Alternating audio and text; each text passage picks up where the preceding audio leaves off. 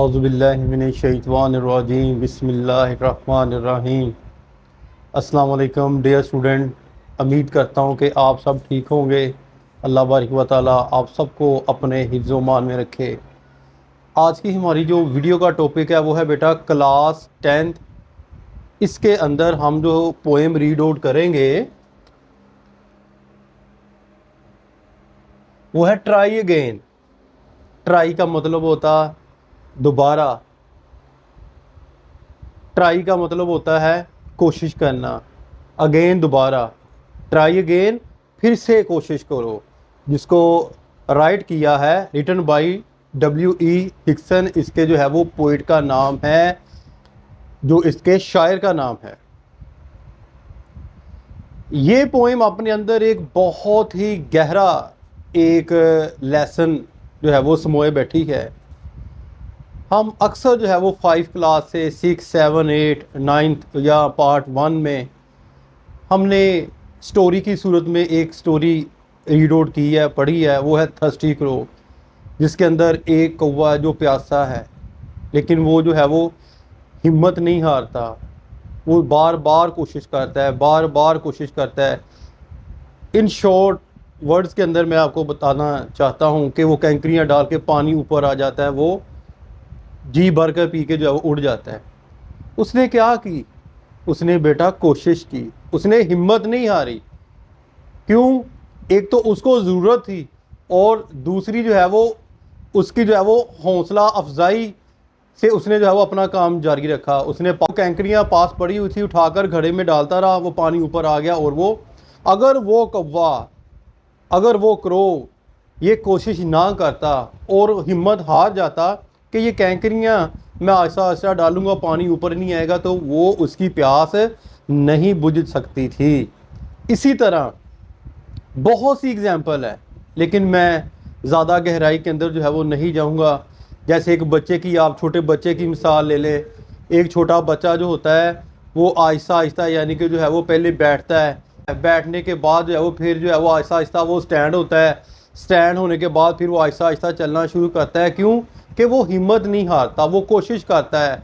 और इंसानी ज़िंदगी जो है, अगर हम एज ए इंसानों की तरफ देखें, बनी नूं इंसानियत की तरफ देखें, तो ये मुसलसल एक कोशों का नाम है, जिसकी वजह से आज हम एक साइंसी दौर के अंदर जो है वो रह रहे हैं। तो इस नज़म के अंदर, इस पोएम के अंदर शायर हमें बार बार कोशिश करने को कहता है कि अगर आप एक दफ़ा कोई काम करते हैं, उसके अंदर आप कामयाब नहीं होते, तो दोबारा कोशिश करें, हिम्मत ना हारें। उन लोगों की तरफ देखें कि जो बार बार कोशिश करते हैं और अपनी जो है वो मंजिल जो है वो हासिल कर लेते हैं। वो दूसरे लोग अपनी मंजिल जो है वो हासिल कर लेते हैं, तो आप अपनी मंजिल क्यों नहीं हासिल कर सकते? आप इंसान क्यों नहीं? ठीक है। अक्सर आप जो बच्चे BA के अंदर जो है वो ओल्ड मैन एंड द सी एक नावल है, जिसके अंदर बड़ी प्यारी बात है। और जब भी मैं इस सेंटेंस को पढ़ता हूँ ना, तो मेरे जो है वो खून के अंदर एक रवानगी आ जाती है। वो ये है कि एक इंसान को जो है मारा तो जा सकता है, लेकिन उसको जो है वो शिकस्त नहीं जो है दी जा सकती। बड़ा प्यारा यानी कि ये सेंटेंस है। और आपने भी बेटा अब कोशिश करनी है कि अगर एक सबक आपको याद नहीं होता, एक दिन आपको याद नहीं हुआ, आपने अब ऐसा नहीं करना कि जो है वो उसको छोड़ देना और जो है बैठ के दोबारा कोशिश नहीं करनी। आप उसको जो है वो डिवाइड कर लें, आप उसको एक हफ्ते के अंदर डिवाइड कर लें, आप 5 दिनों के अंदर डिवाइड कर लें। बार बार कोशिश करें, बार बार कोशिश करें। और मेरी ये ज़िंदगी का ज़ाती तजर्बा है, जो सबक, जो लेसन जितना ही मुश्किल होता है ना, और जितनी उसके अंदर गलतियां होती हैं, और जितनी बार इंसान कोशिश करता है, उसके अंदर उतनी ही रवानगी आती है और उतना ही वो जहन के अंदर पुख्ता बैठता है। यानी कि बार बार कोशिश करने से, जब हम एक लेसन को या कोई भी चीज़ बनाते हैं, बार बार कोशिश करते हैं, तो उसके अंदर जो है वो पुख्तगी आ जाती है। और यही लेसन जो है वो इस पोएम के ज़रिए W.H. हिक्सन हमें जो है वो देना चाहता है। ठीक है बच्चों, इन आपने अल्फाज को अपने ज़हन के अंदर रखना है। अब हम चलते हैं इस जो है वो पोएम की जानब। इसका मैं आपको इनटू उर्दू ट्रांसलेशन करवाता हूँ। तो लेट्स स्टार्ट, शुरू करते हैं। Paragraph number 1। टिस ये अ लेसन का मतलब होता है सबक। यू शुड हीड, हीड का मतलब होता है तवज्जो देना। ये सबक है जिस पर तुम्हें तवज्जो देनी है। यू शुड हीड, तुम्हें तवज्जो देनी है। हिस्सा लेसन, यू शुड हीड, ये सबक है जिस पर तुमने तवज्जो देनी है। ट्राई अगेन, कोशिश करो दोबारा या फिर से कोशिश करो। इफ़, अगर, एट फर्स्ट, पहले। You should don't succeed, succeed का मतलब होता है कामयाब होना। अगर आप पहले कामयाब नहीं होते, यानी कि पहली कोशिश में आप कामयाब नहीं होते, ट्राई अगेन, आप दोबारा कोशिश करें। देन फिर you should courage, should appear, appear का मतलब होता है ज़ाहिर होना, कॉरेज का मतलब होता है जुर्रत, हिम्मत, और फिर तुम्हारी हिम्मत ज़ाहिर होना शुरू हो जाएगी।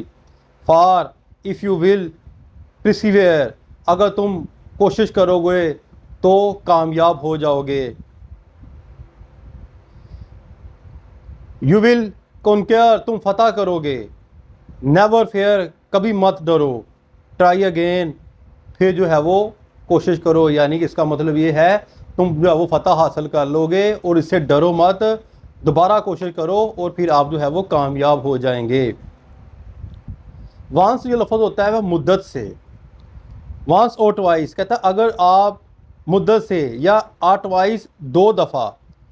थो, यू शुड फेल, अगर आप 1 या 2 दफ़ा नाकाम हो जाते हैं। If you would at last prevail, और आप आखिरकार फतह जो है वो पा लेंगे। ट्राई अगेन, दोबारा कोशिश करें। इफ़ वी स्ट्रीव, स्ट्रीव का मतलब होता है कोशिश करना। इट्स नो डिसग्रेस, डिसग्रेस का मतलब होता है तौहीन, अगर हम कोशिश करते रहें तो बेइज्जती नहीं होगी। तो अलबत्ता, we did not win the race, race का मतलब होता है दौड़। क्या हुआ अगर हमने जो है वो दौड़ नहीं जीती। What should you do in that case, तो इस सूरत में आपको क्या करना चाहिए। ट्राई अगेन, आपको जो है दोबारा कोशिश करनी चाहिए। If you find your task, task का मतलब होता है काम, फाइंड का मतलब पाना, हार्ड, सख्त, अगर आपको अपना काम सख्त लगे या आप अपना काम सख्त पाएँ, ट्राई अगेन, फिर से कोशिश करो। Time will bring you you reward, तो वक़्त तुम्हारे लिए लेकर आएगा इनाम, अगर आप बार बार कोशिश करेंगे। वो यहाँ ये कहना चाहता है कि आप कामयाब हो जाओगे और आपको इनाम मिलेगा, जो आप चाहते हैं वो आप हासिल कर लेंगे। ट्राई अगेन, फिर से कोशिश करो। ऑल दैट अदर फोक, फोक का मतलब होता है लोग, यानी कि इर्द गिर्द के लोग। All that folk can do, जब दूसरे तमाम लोग इस काम को कर सकते हैं। Why with patient should not you, तो तुम्हें सब्र के साथ ऐसा क्यों नहीं करना चाहिए। पेशेंट का मतलब होता है सब्र करना। Only keep this rule in view, keep रखना, दिस रूल, इस कायदा को, इन व्यू मद्देनज़र, सिर्फ इस कायदा को मद्देनज़र रखो। ट्राई अगेन, और जो है वो फिर से कोशिश करो, यानी कि बार बार कोशिश करो। ये तो था बेटा जो है वो लेसन पोइम की सूरत में जो मैंने आपको इनटू उर्दू ट्रांसलेशन जो है वो करवा दिया है। और अब आप कहेंगे सर इसका फ़ायदा क्या है। इसका फ़ायदा ये होता है बेटा कि जब आपको एनुअल एग्ज़ाम के अंदर आपको पेपर के अंदर पूछा जाएगा, कोई पैराग्राफ जो है दे दिया जाएगा, इसका पैराग्राफ नंबर 2 बहुत ज़्यादा इम्पोर्टेंट है। आपने जो है वो इसका स्टैंजा बनाना, एक्सप्लेनेशन जो है वो ज़रूर जो है वो सीखनी है। मैं आपको इंशाअल्लाह ताला जैसे ये कंप्लीट होती है इसकी समरी भी पढ़ाऊंगा, और इसका जो है वो ये मैंने उर्दू ट्रांसलेशन अभी करवाई है, तो आपने वीडियो ज़रूर देखनी है, ठीक है ना, ताकि आपके नंबर जो है वो अच्छे तरीके से जो है वो आ जाए। उम्मीद करता हूँ कि बेटा आपको ये वीडियो अच्छी लगी होगी। इंशाअल्लाह ताला जल्दी आपको मिलते हैं नेक्स्ट जो है वो लेसन में। अपनी दुआ में याद रखिएगा। फ़ी अमानिल्लाह। अस्सलाम वालेकुम।